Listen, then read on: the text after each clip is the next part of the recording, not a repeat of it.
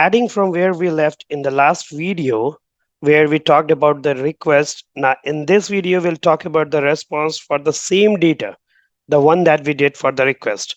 So, in this video, we are going to see that how this response is working and how this response thing, basically what I'm talking about, how we look into it, what exactly we check for this response.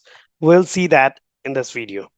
So first, let's see what parts or what sections you have to take care when you're looking for the response of any API. So after click on the send button, we'll be able to see the response data in format, which is showed in snapshot, means the one that I say it's like in my screen. I'll show you that. But let's focus on the sections. So here, if you talk about this API, in this API, we got a status of 200, we got this timeline, a time, we got the size, we got this cookies, we got this header, and this just request. So let's understand what this is. So we got status is 200, okay, which means all is good. So now just to know more about this status, what you can do is you can go and look that what these status number means. So in Google, just you can search for HTTP status codes. So here you'll find different numbers, and for every numbers, basically it will tell you that what that particular number tells you about. Just for example, if the number is 100, that means I have got a response to continue. That means that API is sending me a response that means continue. Same like if I get a 200, okay, that means everything is fine, it's working as expected. Now, if I get along 400, then from there I can understand that the request is a bad request. So just you have to know these numbers, what these number means, and what exactly that particular number is talking about. So once you're familiar with that, you can easily understand the response that you get. So right now here, the response is of 200, that means everything is good. Now, after that, first part is body, where we get the output in JSON format. We can customize the output in raw or preview, or we can also visualize. So by default, we get in JSON format, but in some cases, if it's in HTML format or in some other format, we can get the output in that as well. So the first thing is the body, where you get the exact information or the data related to that particular API. Now the time limit here in this, it's different because I have run the code for multiple times. So if it's a time limit is 60 millisecond, that means where the time is the duration where response took after we send the request and received the response. So in that case, servers took 60 milliseconds. So basically the duration between our request and response. So this will tell how long this API is taking to just return the response. Now the response size is mentioned there, that is size of complete response and headers and cookies. Everything that has been sent, the response is this. So it's like it says in number that the response size, basically whatever the response you get, that's the size of that particular response. Now there are a few more sections like cookies, headers, and test results. The cookies is a small piece of data sent by server in response of given request. So we can send the request to the particular link through Postman.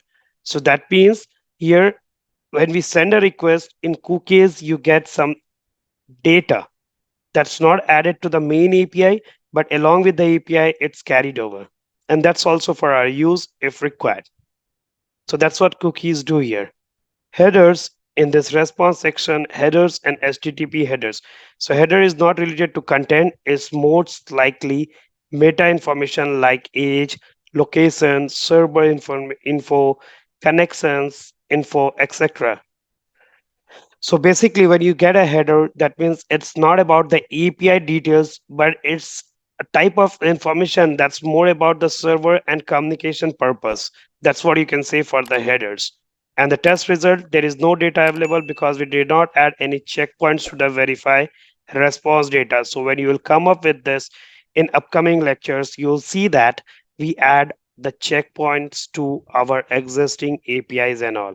So at that checkpoints, basically you get the output, and to look for those output, those outputs will be available to you in test results section.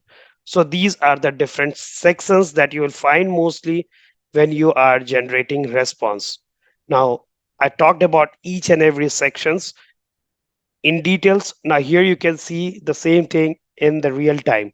So in the body section, you see you got the exact data that already has shown you in the request part that this is the data that it contains. So you'll get that in the body sections. In cookies, like we have not added any information to the current response, or this is not required, this is not added, so it's not available.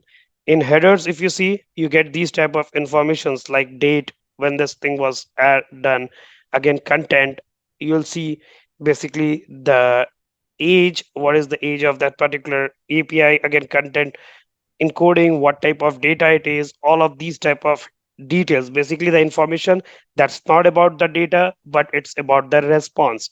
And basically you can say the informations from where those response are generated.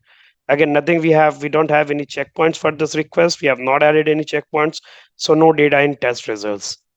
Now in this section, if you see, the status is mentioned, the time is mentioned, the size is mentioned. So all these informations are added to the response. So along with the main response body or the main data, these informations are also necessary, and we go and check those informations as well. So now here, if you mix both things, the request and response, so I hope one point is clear, that you generate a request, based on those requests, a response is generated to you, and both thing takes place in the same Postman server. And now from here, you can easily, basically in Postman platform, sorry, this thing is performed, and this is so easy. Just send a request, get a response. Later, we'll see how we play with those datas inside the response. So right now, the story is quite clear that this is how we send the request and this is what we get in response, and what different sexes we have to look for in response. That's all in this video. See you in next video with another topic. Till then, bye bye. Thank you.